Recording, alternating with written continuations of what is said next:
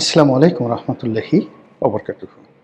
সম্মানিত দর্শক, আমাদের দেশের এখন যে গণমাধ্যম, সেটা প্রিন্ট মিডিয়া হোক কিংবা ইলেকট্রনিক মিডিয়া হোক, এই গণমাধ্যমের উপর মানুষের যে বিশ্বাস এবং আস্থা, এটি একেবারে তলানিতে।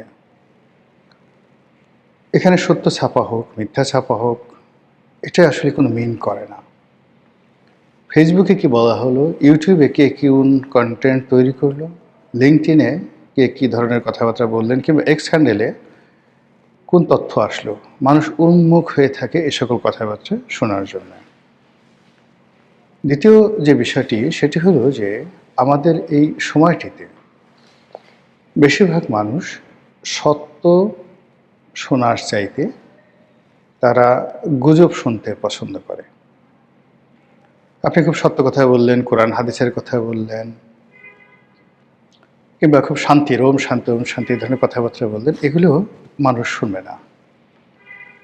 আপনি কারোর সঙ্গে কারো দ্বন্দ্ব, সংঘাত, বিবাদ, মারামারি, খুনোখুনি, কাটাকাটি, এই সর্বনাশ হয়ে গেল, আজ এটা খারাপ, ওটা খারাপ ইত্যাদি যে সকল নেতিবাচক খবর রয়েছে, এগুলোর প্রতি বেশিরভাগ মানুষের এখন প্রবল আগ্রহ। আর দুরন্ত বেগে মানুষ মিথ্যার পেছনে ছুটে। এই যে একটা অচল অবস্থা মানুষের মন এবং মননে, এরকম একটা পরিবেশ এবং পরিস্থিতি যখন তৈরি হয়, তখন একটি দেশ জাতি তার যে নির্ধারিত গন্তব্য, সেটা কতটা ধ্বংসাত্মক হয়, এটি ভিন্ন প্রসঙ্গ। আজকের যে শিরোনাম, সেই শিরোনাম নিয়ে আলোচনা করব এই কারণে যে বাংলাদেশে আওয়ামী লীগ ৩৫% লোক আওয়ামী লীগ করত যখন তারা ক্ষমতায় ছিল। এই গত ১৭-১৮ মাসে অনেকে হয়তো ভয়ে চুপ হয়ে গেছেন, অনেকে মনের মধ্যে শরিয়াতে আওয়ামী লীগ, নতে নৌকা, তালিব্যস্বতে শেখ হাসিনা, বতে বঙ্গবন্ধু, এই জিনিসগুলো পোলাপানের মতো সারাক্ষণ জিকির আজকার করে। আর আওয়ামী লীগ জামানাতে যারা সুবিধাভোগী ছিল, তাদের একটা বিরাট অংশ সুর পাল্টে ফেলেছেন, ভোল পাল্টে ফেলেছেন। অনেকে ডক্টর মোহাম্মদ ইউনূসের যারা তাবেদার ছিলেন, তাদের সঙ্গে মিলেমিশে গিয়েছিলেন। অনেকে আবার এখন যে তারেক রহমান সাহেব বা বিএনপি ক্ষমতায় আসছে, তাদের সঙ্গে আসলে ভোল পাল্টে একত্র হয়ে গেছেন। কিন্তু সেই লোকের সংখ্যা কত? 5 ভাগ, নট মোর দ্যান দ্যাট। তাহলে ৩৫ ভাগ থেকে যদি আপনি 5 ভাগ বাদ দেন, তাহলে থাকে 30 ভাগ। অন্যদিকে ধরুন জাতীয় পার্টি, এরপর আওয়ামী লীগ জোটে যে সকল বাম সংগঠন ছিল, তারপর কিছু মানুষ কোনো দল করতেন না, কিন্তু শেখ হাসিনাকে, বঙ্গবন্ধুকে, মুক্তিযুদ্ধের পক্ষের শক্তিকে পছন্দ করতেন। এদের সংখ্যা তো আসলে কোনো অবস্থাতেই 20 ভাগের কম ছিল না। আর এই লোকগুলোর একটি অংশ কিন্তু কমেনি, তো তারা রয়ে গেছেন। তাহলে কি হলো? এদিকে রইল 20 ভাগ আর এদিকে রইল 50 ভাগ। এই 50 ভাগ লোক, অর্থাৎ আওয়ামী লীগের 30 ভাগ আর আওয়ামী লীগের বাইরে 20 ভাগ, এই 50 ভাগ লোক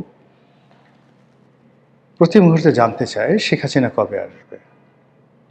প্রতি মুহূর্তে তারা শুনতে চায় আওয়ামী লীগের আমলে কী কী ভালো কাজ হয়েছে, আর বিএনপি শত চেষ্টা করে সেই ভালো কাজগুলো কেন করতে পারবে না। এই কথাগুলো যদি আপনি বলেন, তারা রাত জেগে জেগে এই কথাগুলো শুনবে। এরকম একটা মানসিক অবস্থা তাদের তৈরি হয়ে গেছে। বাকি যে 50 ভাগ, এই 50 ভাগ এখন অর্ধেক অর্ধেক হয়ে গেছে। বিএনপির দিকে অর্ধেক 25 ভাগ, আর জামাত এবং তাদের যারা সহযোগী, তাদের মধ্যে চলে গেছে 25 ভাগ। আবার বিএনপির পক্ষে যে 25 ভাগ আছে, এটাও যদি আপনি ভাগ করেন, তাহলে আপনি দেখতে পাবেন যে যারা ক্ষমতা পেলেন, সুযোগ সুবিধা পেলেন, পদ পদবি পেলেন, তাদের একটা অংশ, আর আরেকটি অংশ রয়েছে আফসোস লীগ, যারা পাননি।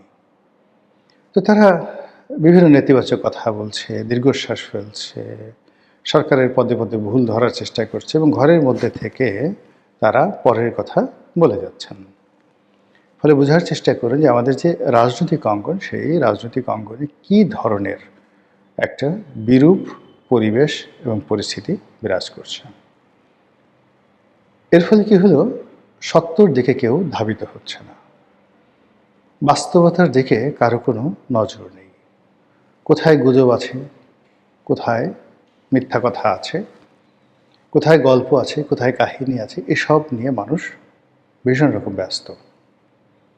এবং এরই ধারাবাহিকতা আজকে যে শিরোনামটি দিয়েছি, সেই শিরোনামে সামাজিক যারা কন্টেন্ট ক্রিয়েট করেন ইউটিউবে এবং অন্যান্য সামাজিক মাধ্যমে, ফেসবুকে, তাদের মধ্যে বেশ কয়েকজন আছেন গুরুত্বপূর্ণ। তারা একটি খবর প্রচার করছেন, সেটি হলো বাংলাদেশের বর্তমান সরকারকে জাতিসংঘ নাকি, আবার আমি নাকি বলছি বিকজ এটা সামাজিক মাধ্যমের খবর, আমার কাছে কোনো তথ্যপত্র নেই। তো তারা নাকি জনাব তারেক রহমান সাহেবকে খুব কঠিন ভাষায় চিঠি দিয়েছে।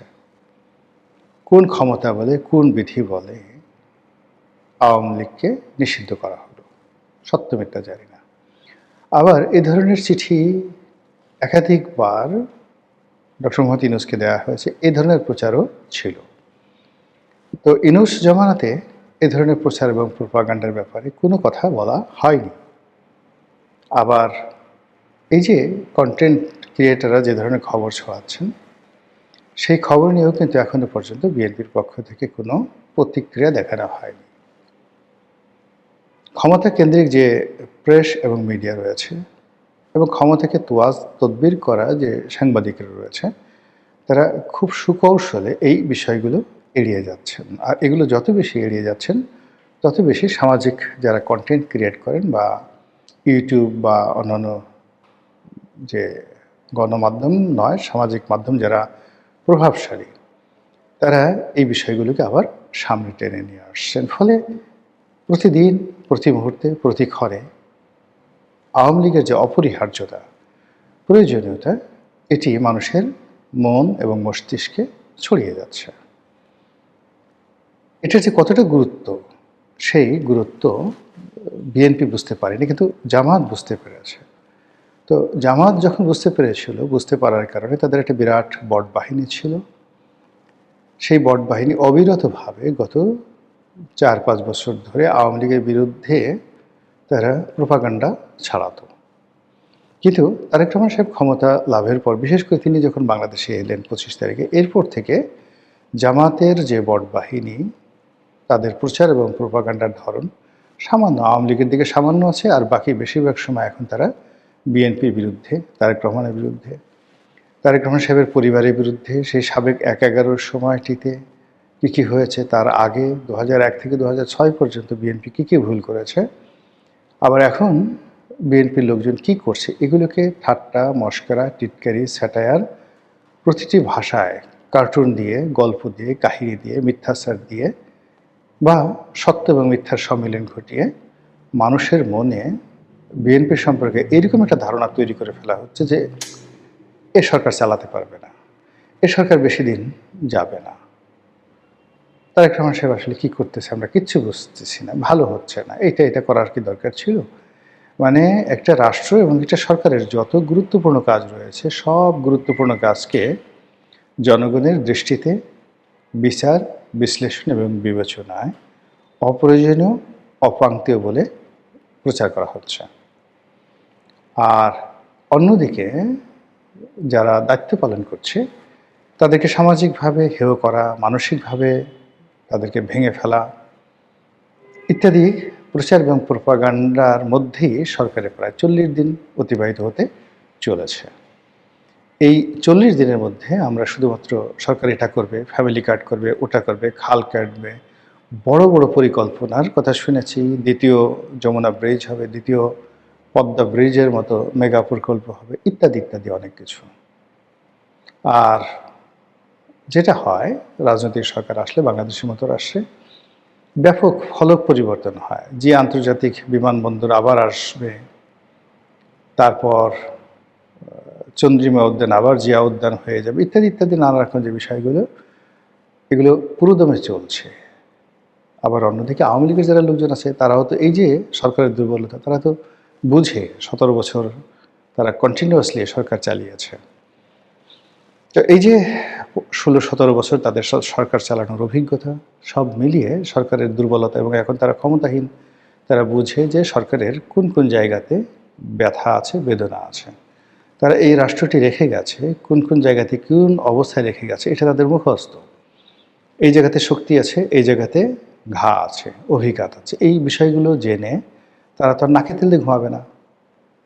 তারা এই জায়গাগুলোতে আঘাত হানবে, এমনভাবে আঘাত হানবে যেন সরকার পর্যদস্ত হয়, বিপর্যস্ত হয়। এবং সেই কাজটি হয়তো তারা শুরু করে দিয়েছে।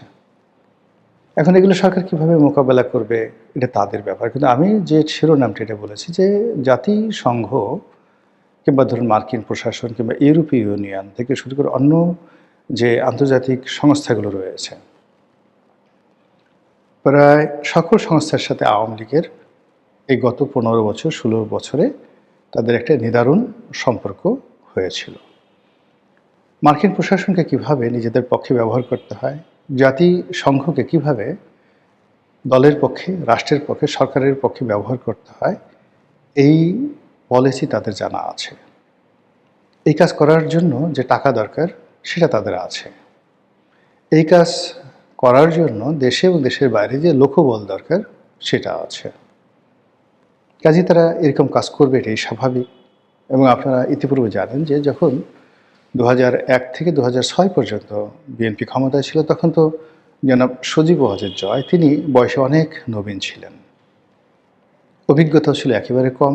কিন্তু তারপরও ওই সময়টাতে মার্কিন লবিস্ট গ্রুপগুলোর সাথে এবং বিভিন্ন লবিস্ট ফার্মের সাথে সজীব ওয়াজেদ জয় যে গুরুত্বপূর্ণ সম্পর্ক গড়ে তুলেছিলেন এবং সেই সম্পর্ককে কাজে লাগিয়ে মার্কিন ট্রেজারি ডিপার্টমেন্ট, মার্কিন যেটাকে বলা হয় হোমল্যান্ড সিকিউরিটি ডিপার্টমেন্ট, তারপর মার্কিন যে department of justice, Pentagon, white house, বিভিন্ন গভর্নর অফিস, বিভিন্ন কংগ্রেসম্যানের অফিস, এইগুলোতে সরকার বিরোধী অর্থাৎ তৎকালীন জামাত এবং জোট সরকার বিরোধী একটা যাকে বলা হয় প্রোপাগান্ডা তারা এস্টাবলিশ করতে পেরেছিল।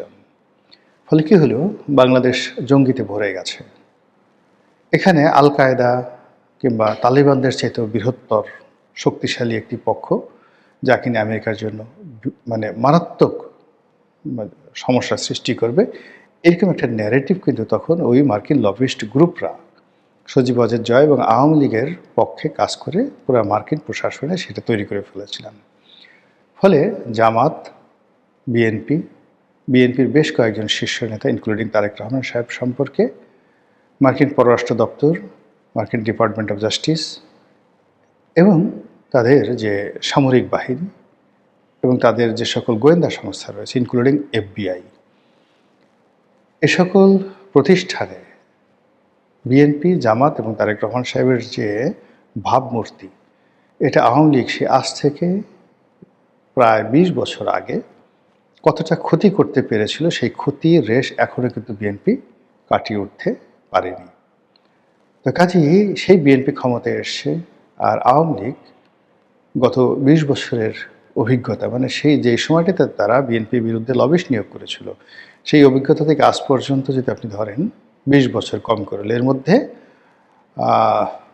17 বছর বা 16 বছর তাদের ক্ষমতাকালীন সময়, আর বাকি 4 বছর হলো বিএনপি জামাত জোটের ক্ষমতাকালীন সময় এবং 111-এর সময়।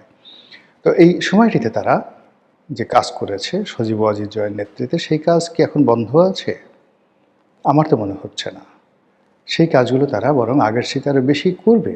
আর এই কথাগুলো আমি বলছি এই কারণে, যেন সরকার সতর্ক হতে পারে, সরকারের লবিস্ট নিয়োগ করতে পারে। এবং আমেরিকাতে যে সমস্ত লোকজন গত 16-17 বছর ধরে বিএনপির পক্ষে কাজ করেছে, বিএনপির লোকজন যদি তাদেরকে ভুলে যায়, তুচ্ছ এবং তাচ্ছিল্য করে, তাহলে এই লোকগুলোকেই আওয়ামী লীগ কিনে নেবে।